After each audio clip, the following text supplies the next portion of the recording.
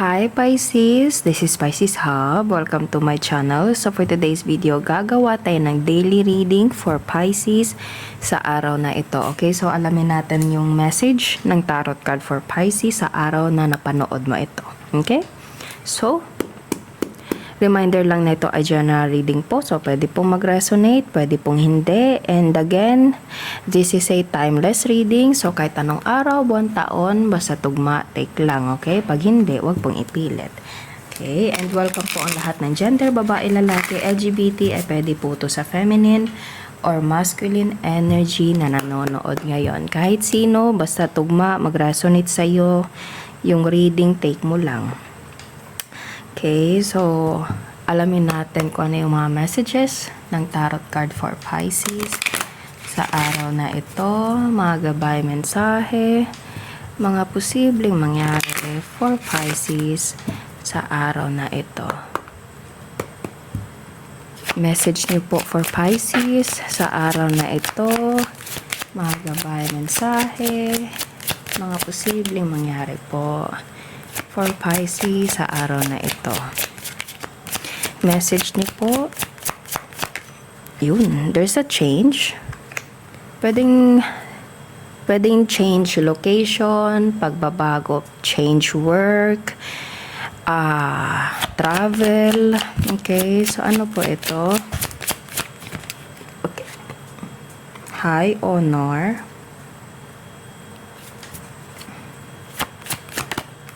Okay. So there's travel. There's travel, Pisces. Okay? Kasi meron tayo ditong change, high honor, and distant horizon. So, it's either pwedeng merong traveling talaga. Kasi meron tayo dito parang, ayan, no? Parang nag-i-empake siya. May maleta, may mga gamit, tapos may sasakyan. Tapos, meron din tayong ditong distant horizon, which is merong barko na lumilipad. So, pwedeng ito ay barko, pwedeng ito ay aeroplano. Okay? So, and there's the high honor. So, this traveling right here is, ito yung parang mag-a-upgrade sa'yo sa buhay, Pisces. Okay? Ito yung mag-a-upgrade, mag-e-enhance sa kung ano man yung meron ka, Pisces. Especially sa antas ng buhay. Okay? So, this, pwedeng meron kang opportunity from abroad, Pisces. Pwedeng meron kang opportunity sa ibang bansa. Pwedeng ito ay trabaho. Pwedeng ito ay, bakasyon, tourist, naririnig ko yung word na tourist, okay? So, or, kung hindi naman to about traveling, there's someone na malayo sa'yo, or ikaw yung medyo malayo, Pisces, pwedeng ibang bansa, ibang lugar, basta, parang dadaan sa dagat, Pisces, and you and this person, or you, okay? Parang merong change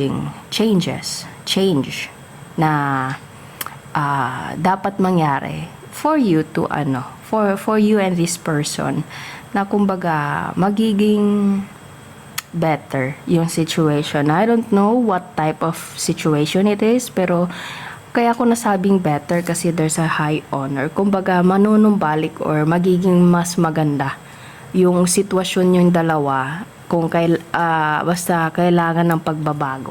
Pwedeng ito ay galing sa malayong lugar, pwedeng you're dealing with person na nasa malayong lugar, Pisces, or you are nasa ibang bansa and you're dealing with someone na nasa Pinas, pwede pong ganon. Okay, take nyo lang kung saan. Or again, pwedeng there's a traveling na big opportunity for you. It will make your life even better with this high honor right here. And pwedeng medyo malayo siya, Pisces. Kailangan or kumbaga sa layo nito, dadaan ng dagat. So, sasakay ng barko or eroplano. Ganon. Okay, so gamitin natin itong isa nating tarot card. Alamin natin kung ano pa yung another messages for Pisces sa araw na ito. Pwedeng ito ay meron talagang travel, physical traveling, or kasi meron tayo dito change, or meron talagang pagbabago. Meron kailangang i-change. And there is a connection from malayong lugar. Pwedeng ibang bansa. Okay? Merong pagbabago sa ibang bansa. Or, yun. There's a Knight of Wands. Yeah, there's traveling talaga, Pisces. Okay? And ito, pagta-travel na ito yung malaking impact sa buhay mo. Okay? Kasi Knight of Wands is a card na merong movement.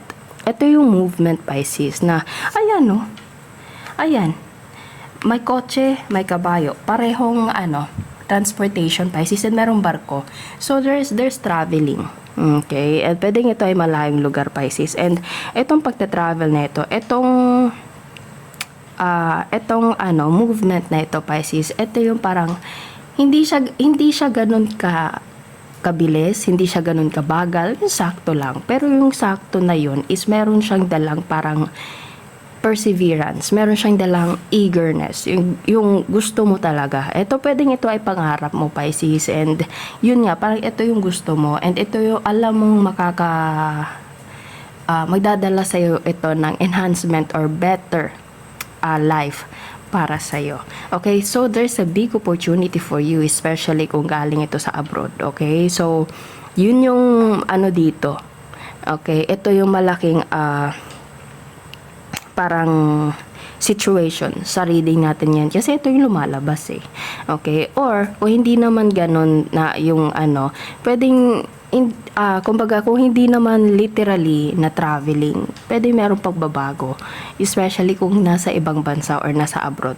Okay, na para mas maging better yung situation po. Okay? Pero sa dito, meron talagang traveling, merong movement, okay? Kasi there's a car, there's a boat or ship or airplane, I don't know. Tapos meron tayo ditong kabayo. So pareho silang merong travel, okay? Movement. Okay? So ano pa? Any messages po for Pisces sa araw na ito? Mga gabay mensahe, mga posibleng mangyari. There's a 9 of Swords. Hindi makatulog.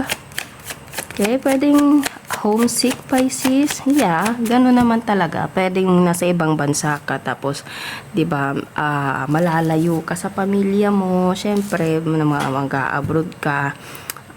Yun, hindi maiwas sa makakaramdam ng ganito. Pero, para to sa future, Pisces.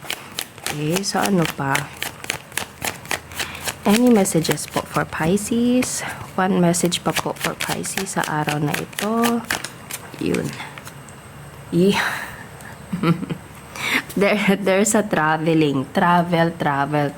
Movement, action, movement, travel. Okay? Kasi the Chariot card is a travel card. Is a movement card. Okay? Ayan. Ayan. Tapos ito. Okay, pareho silang moving, Pisces. Ito kabayo, ito sasakyan, barko or eroplano, sasakyan. So lahat sila is gumagalaw, lahat sila is transportation, Pisces. So there's a travel in this reading right here. Okay, so merong pagta-travel. Okay, so it's either ikaw yung magta-travel, Pisces, or you're dealing with someone na magta-travel from other countries towards you. Okay, so pwedeng yun nga, parang meron ditong parang homesick. Pwedeng nasa ibang bansa ka na, Pisces, or pupunta ka doon. Syempre, makakaramdam ka ng ganito. Especially, medyo malalayo ka sa mga mahal mo sa buhay. Pero, para to sa future, para to sa kabutihan or iaangat sa buhay nyo po. Okay? So, yeah, pwede pong merong connection nito sa pag-abroad. There's a big opportunity for you sa abroad, okay? Pwede, naririnig ko yung word na visa. Okay, so pwede naghihintay ka ng visa, Pisces. Okay, so ang ganda dito, okay? Or pwede you're dealing with someone na nasa ibang bansa, Pisces, and this person will travel towards you. Okay, gusto niyang mag-travel papunta sa'yo. Yun yung nais niya. Kaya siguro minsan umiiyak siya, hindi makatulog. Ayan, no? Nasa bed siya, tapos madilim yung room, tapos sword kasi is all about thinking. Okay, thinking. Kumbaga marami siyang iniisip, Pisces. etong taong to, or pwedeng ikaw to, na maraming iniisip. Siguro yung isip na yun yung ano, na hindi ka makatulog o hindi siya makatulog, Pisces. So, pwedeng ito ay merong connection sa pagta-travel, or gusto niya mag-travel towards you, or gusto mong mag-travel siya towards you, or ikaw mag-travel. Kahit ano, kahit sino, kahit ano man yan. Basta may travel, there's an abroad, and there's someone. Okay, it's either you or you're dealing with someone na specific person mo. Okay, basta ano dito, parang merong movement sa reading na ito. It's either this is about opportunity, especially sobrang ano ng opportunity, travel, pwedeng career sa ibang bansa para sa Pisces. And again, naririnig ko na naman yung word na visa. Okay, so ang ganda kasi kakabuti to, kakaganda, i-enhance, okay, upgrade sa buhay ito, Pisces, okay, better. So ang ganda ng reading natin ngayon. So pwedeng ikaw na nanonood ngayon, Pisces, is pwedeng naghihintay ka sa visa or nag-a-apply ka ng visa, okay, or merong flight. Yan, okay? So, pwedeng you're dealing with a fire sign, Aries, Leo, Sagittarius, air sign, Gemini, Libra, Aquarius, and Cancer. Okay? So, yun po ang ating reading for Pisces sa araw na ito. Naway nagustuhan nyo po. Huwag nyo po sana kalimutan na mag-like at mag-subscribe po sa ating channel and click the bell button para ma-notify po kayo sa next videos na i-upload natin. Okay? So, thank you, Pisces, and God bless!